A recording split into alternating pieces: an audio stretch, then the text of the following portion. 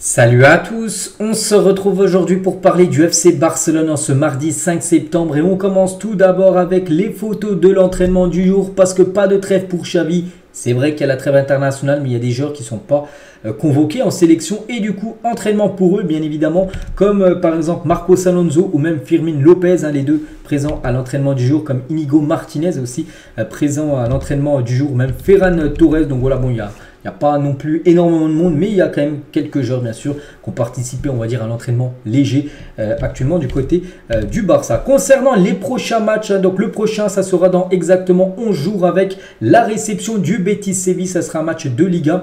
Ça sera un samedi parce que le mardi, les gars, le mardi, tiens, dans 2 semaines, mardi, 2 semaines jour pour jour, le Barça recevra l'équipe de Antwerp, une équipe belge pour sa première rencontre de Ligue des Champions cette saison, donc un match à domicile. De toute façon, les 3 prochains matchs dès la reprise seront à domicile: Betis, Antwerp et le Celta Vigo, avant un déplacement à Majorque et la réception après du FC Séville, le déplacement après du FC Porto pour aller un peu plus loin. Donc voilà le programme dès la reprise, bien sûr, pour le club Blaugrana. Concernant les joueurs, eux, en sélection, là il y en a pas mal. Tout d'abord, Baldé a rejoint le camp de l'équipe nationale d'Espagne. On peut le voir, Baldé. On peut voir aussi les deux jeunes joueurs du FC Barcelone, donc Gavi et Lamine Yamal. Lamine Yamal, ses premiers pas avec l'équipe première de l'Espagne. Donc le père de Lamine Yamal sur Instagram, pour le meilleur et pour le pire, voilà ce qu'il a pu mettre sur ses réseaux sociaux, le papa de Lamine Yamal. Et le premier entraînement de Lamine Yamal avec l'Espagne, donc l'Espagne, bien évidemment, l'équipe première. Donc voilà quelques photos bien sûr du jeune Lamine Yamal, le joyau on peut dire de l'Espagne, et quelques déclarations de sa part après avoir été convoqué. J'ai appelé ma mère m'a dit de faire attention, ça lui fait un peu peur, mais au bout de 30 secondes cette peur a disparu, elle est si fière de moi.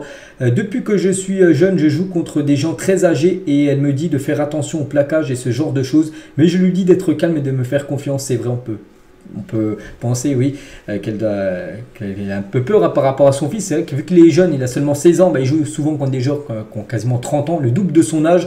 Voilà, la peur par rapport à son état de physique, tout ça. Mais bon, bien sûr, ça se passe bien pour l'instant. Et tant mieux que ça dure le plus longtemps possible. Toujours avec Lamine Yamal. Depuis que je suis jeune, je joue. Bon, ça c'est à peu près la même, on va pas revenir sur ça. Celle-là, c'est une nouvelle. Donc, Lamine Yamal, il y a beaucoup de grands joueurs ici en sélection espagnole. Mais je suis fan d'Asensio, l'ancien joueur du Real. Maintenant, il joue du côté du Paris Saint-Germain. Donc voilà, il prend exemple sur Marco Asensio. Lamine Yamal est toujours avec lui. Donc par rapport à son choix entre l'Espagne et le Maroc, il a dit: je joue pour l'Espagne depuis les U15. J'ai toujours été clair sur le fait que je voulais jouer pour l'Espagne pour gagner en championnat d'Europe, une Coupe du Monde et tout ce que je peux. Donc voilà, dans sa tête, ça a toujours été clair. Ça a été l'Espagne qui voulait représenter, et il va représenter l'Espagne dans quelques jours. Les autres joueurs du Barça en sélection: Jules Koundé, le seul joueur maintenant français. Avant, il y avait Dembélé, il y avait Clément Lenglet, il y avait pas mal de Français. Et maintenant, c'est vrai qu'il ne reste plus que Jules Koundé. Donc voilà, Koundé du côté de Clairefontaine hier, bien sûr, pour préparer les 2 prochains matchs de l'équipe de France contre l'Irlande après-demain et contre l'Allemagne. Ça sera mardi prochain. Voilà une petite photo, toujours avec un look à lui, bien sûr, on sait, Jules Koundé. Du côté du Portugal, donc Félix avec l'ancien Blaugrana, Semedo. Tiens, Semedo, ancien joueur du Barça, mais Félix, un nouveau joueur du Barça. Donc on va parler de lui maintenant en sélection, bien sûr. Il y a lui et Cancelo, les deux du côté du rassemblement portugais pour les 2 prochaines rencontres. Il y a Cancelo lors de l'entraînement du jour avec la sélection portugaise, ou bien sûr Félix avec Rafael Leao, un joueur de l'AC Milan. Gundogan a rejoint lui l'équipe nationale allemande. Voilà pour les 2 prochains matchs de l'Allemagne contre le Japon et contre l'équipe de France, mardi prochain. Frenkie de Jong lui aussi prépare ses 2 prochaines rencontres, et Frank Koeman, le sélectionneur néerlandais, l'a dit. Frenkie de Jong et Mathis de Ligt sont les capitaines de la sélection après Van Dijk. Donc si par exemple Van Dijk est blessé ou suspendu, ça pourrait être Frenkie de Jong qui pourrait être le capitaine du côté de la sélection néerlandaise. Voilà ce qu'elle va dire sur les sélections. On passe cette fois-ci à la une du journal Sport aujourd'hui, et ça parle de Xavi 2026. Voilà, c'est marqué en gros.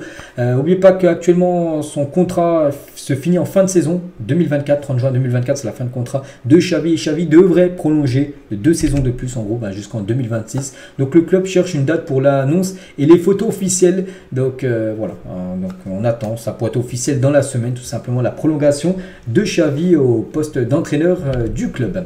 La une cette fois-ci de Mundo Deportivo, ça parle plutôt du Roi Félix secret, en gros un truc secret. Donc le Barça ne paiera que 400 000 euros du salaire du joueur et le reste sera payé par l'Atlético Madrid. Voilà, c'est la une aujourd'hui et c'est vrai que le Barça ne paye que 400 000 euros. Donc vous dites, ouais, c'est vrai que pour nous c'est beaucoup, hein, 400 000, c'est énorme. Mais pour un joueur, les gars, 400 000 euros sur un an, c'est très peu. Il y a des joueurs qui touchent des 20-30 millions d'euros à l'année. Donc lui, c'est seulement 400 000 euros que le Barça va payer. Le reste sera payé par l'Atlético Madrid. Donc voilà, le Barça a vraiment réussi quelque chose de très grand en faisant venir tout d'abord Félix gratuitement en prêt et surtout voilà, de payer son salaire que 400 000 euros. C'est pas du tout 400 000 euros, c'est pas du tout mettre le Barça dans le rouge, hein. Donc voilà, ils ont très bien géré bien sûr, hein, l'arrivée de Félix, hein, le club blaugrana. Et pourtant Félix avait des autres clubs, hein. Il y avait Manchester United, Aston Villa, Liverpool ou même Al Hilal, hein, qui lui proposait beaucoup plus d'argent, mais il a refusé tout ça pour tout simplement venir dans son club de rêve, hein, le FC Barcelone. On va parler d'Eric Garcia. Donc lui, on sait qu'il a quitté le Barça lors du dernier jour du mercato, le 1er septembre dernier. Il a rejoint, bon, pas très loin, l'équipe de Girona. Et Xavi a convaincu Eric Garcia de rester au Barça, mais la décision d'Abdé d'aller au Betis Séville pour 7,5 millions d'euros au lieu de la Première Ligue pour environ 20 millions d'euros a bouleversé les plans du Barça. Et c'est pour ça que tout simplement Eric Garcia a quitté le club. On va parler, on revient les gars sur le match contre Osasuna avant-hier et les 3 derniers matchs contre Osasuna. Donc là, le dernier, on sait que c'est le but gagnant de Lewandowski à la 85e minute. Il y avait un partout, le 2-1, 85e. Le match d'avant, ça a été une victoire avec un but gagnant de Alba à la 85e minute d'avant. Et le match encore d'avant, le but gagnant de Rafinha à la 85e minute de jeu. Donc à chaque fois, c'est toujours des matchs compliqués. Soit il y a 0-0, soit il y a un partout. On arrive dans les dernières minutes de la partie et souvent la 85e minute de jeu parce que les 3 derniers matchs, le Barça s'est imposé contre Osasuna avec le but victorieux à la 85e minute de jeu. Donc voilà, ça a été encore la preuve ce week-end avec le but de Lewandowski sur penalty à cette 85e minute de jeu. Et du côté de Madrid, surtout du côté de El Chiringuito TV, vous savez, cette émission qui parle football, enfin ouais, ils ont envoyé pas mal de scoops et pas mal de fake news, hein, de temps en temps, même souvent. Le Barça a été aidé par l'arbitre contre Osasuna, ça ne génère pas de football, donc pour les journalistes ou la madrilène. Donc pour eux, ils disent que le Barça a été favorisé par l'arbitre lors de ce match, hein, contre Osasuna. Donc le Real Madrid TV, donc la chaîne du Real Madrid TV, hein, a diffusé des extraits du match du Barça hier en essayant de prétendre qu'il s'agissait d'un vol contre Osasuna, en gros que le Barça ne méritait pas de gagner. Et en gros hier du côté du Real Madrid TV, ils ont diffusé plein d'images comme ça que en gros l'arbitre était pour le Barça lors de cette rencontre. Donc voilà ce qui se dit, hein. Voilà du côté de Madrid. On va parler de Jules Koundé. On revient le match contre Osasuna. Jules Koundé a fait un gros match et on peut voir qu'il a obtenu une note de 8.8, hein, par rapport à son match. La plus grosse note ex aequo avec Kubo, qui est un joueur de la Real Sociedad, et il est parmi les meilleurs joueurs de cette semaine du côté de la Liga. N'oubliez pas qu'il a été buteur de la tête, Jules Koundé.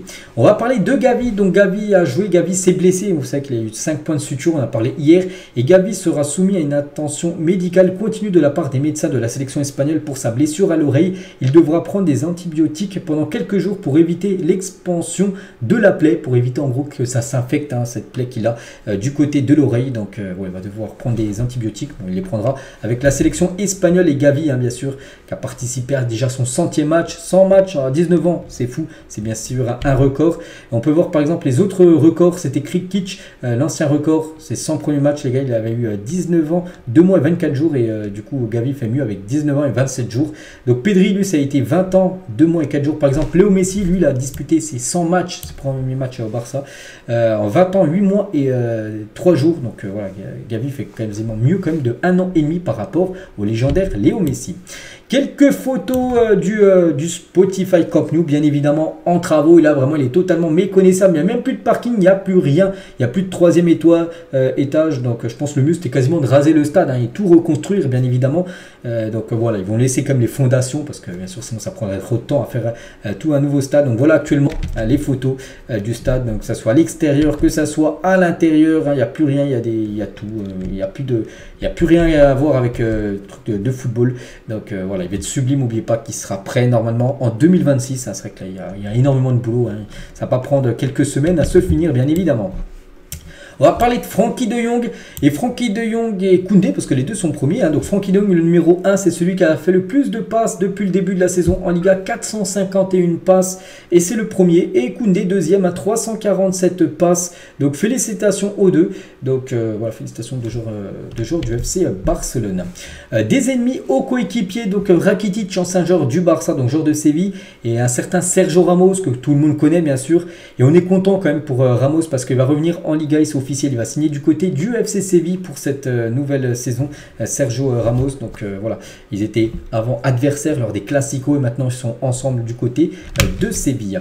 Mise à jour du profil Instagram pour Cancelo, donc voilà, il a tout changé. FC Barcelone bien sûr, maintenant c'est son nouveau club, il a tout mis à jour. Le joueur Cancelo, une petite info les gars concernant Cancelo et sa maman.